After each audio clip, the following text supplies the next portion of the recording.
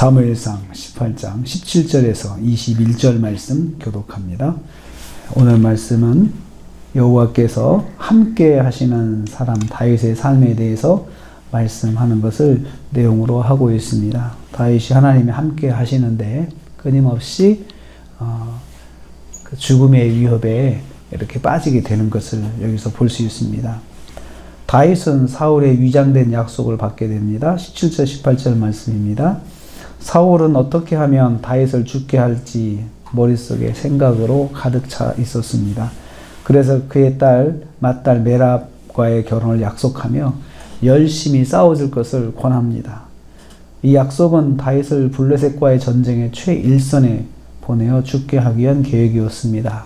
그래서 내 손을 그에게 대지 않고 블레셋 사람의 손을 그에게 대게 하리라. 이 마음속은 이런 계획이었습니다.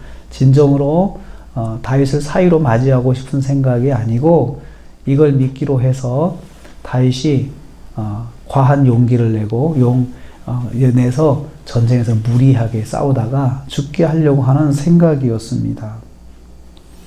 사실 사울은 골리앗과의 그 싸움에서 이기는 자에게 사위가 되게 하겠다는 약속을 이미 했어요. 그래서 골리앗과의 싸움에서 이긴 다윗에게 당연히 사위가 되게 해야 되는데 그 약속을 그냥 넘어가 버렸습니다. 약속을 지키지 않은 거죠. 그리고 다시 이 약속을 하고 있어요. 이에 대해서 다윗이 정중하게 거절합니다. 자신은 사위될 자격이 없다고 겸손하게 말을 하는 것입니다. 다윗이 그 약속에 대해서 흥분하지 않는 거죠. 거기에 빠지지 않는 거죠. 허황된 약속으로 무리한 충성을 유도하는 그 사울의 모습을 보게 됩니다. 다윗은 젊잖아요. 젊으니까 혈기왕성해서 왕의 사위가 되겠다는 욕심으로 무리하게 행동할 수가 있을 텐데 다윗은 거기에 빠지지 않습니다. 19절 말씀 보면요. 사울이 이 약속을 어깁니다. 사울은 이 약속을 어기고 메랍을 아드리엘에게 주었다라고 했습니다. 그러니까 사울의 약속은 진정성이 없었어요. 정치적인 것이었고 쉽게 변하게 되는 약속이었습니다. 그리고는 미안하다는 말 한마디도 없죠. 계속 지금 두 번째 약속을 어기는 거죠. 이처럼 사울은 진정성이 없는 약속으로 다윗의 마음을 흔들어 놓습니다. 다윗을 끊임없이 함정에 빠지게 하였습니다. 과도한 약속으로 젊은 혈기의 다윗을 미혹하는 것입니다. 허황된 약속으로 만용을 유도하는 것이죠.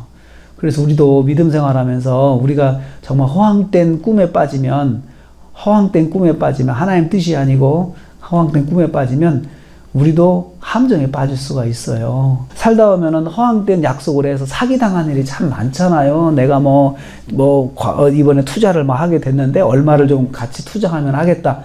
이런 일이 참 많거든요. 허황된 것을 통해서 삶을 피폐하게 만드는 그런 마귀의 전략이 있습니다. 그래서 믿음이 좋으신 분들이 정말 잘못하면은 이 교만에 빠지게 되죠. 그러면 그렇게 큰 위기를 당할 수가 있습니다. 사울은 이번에는 미갈을 이용해 다시 사위 약속을 합니다. 그러니까 자꾸 사위라는 자리를 가지고 자꾸 다윗을 미혹하는 거예요. 사울에게 딸이 이제 미갈이 또 있어요. 미갈이 이제는 다윗을 좋아한다는 그런 그 소식을 들은 거예요. 그러니까 딸의 그 진정성 있는 마음도 또 이용을 하는 거죠. 이번에는 내가 진짜로 너에게 줄 것이다. 내 딸을 줄 거니까 사위가 되라. 그러면서 속으로는 어떻게 생각했어요? 21절 말씀에 내가 딸을 그에게 주어서 그에게 올무가 되게 하고 블레셋 사람의 손에서 손으로 그를 치게 하겠다. 다시 또 최전선을 보내는 거예요. 전쟁으로. 그러니까 사위가 되겠다는 마음으로 최전선에 나가서 아주 물불 안 가리고 싸우다가 다윗을 죽게 하려고 이런 계획을 세운 것입니다. 젊은 다윗의 혈기를 이용해서 전쟁에서 블레셋 사람의 손에 의해서 죽게 하는 그 계획이었습니다. 하나님이 함께 하시는 사람 다윗은 이처럼 사울로부터 끊임없이 죽음의 위협에 처하게 되었습니다. 다윗이 만약에 정신을 바짝 차리지 않고 이 함정에 빠진다면 허황된 생각에 빠지게 되고 그래서 교만하게 된다면 그 올무에 빠지게 되는 거죠. 하나님의 사람은 잘 될 때 교만에 주의해야 됩니다. 허황된 생각으로 교만에 빠지는 걸 주의해야 합니다. 그것을 우리에게 지금 말씀하고 있습니다. 정말 살얼음을 걷는 것 같은 다윗의 모습을 봅니다. 하나님이 함께 하시는 사람이어서 이 사람이 만약에 교만에 빠지게 된다면 그냥 한순간 넘어지는 거예요. 그래서 믿음이 좋은 사람들이 교만해서 한순간 넘어지는 것들을 종종 보게 됩니다.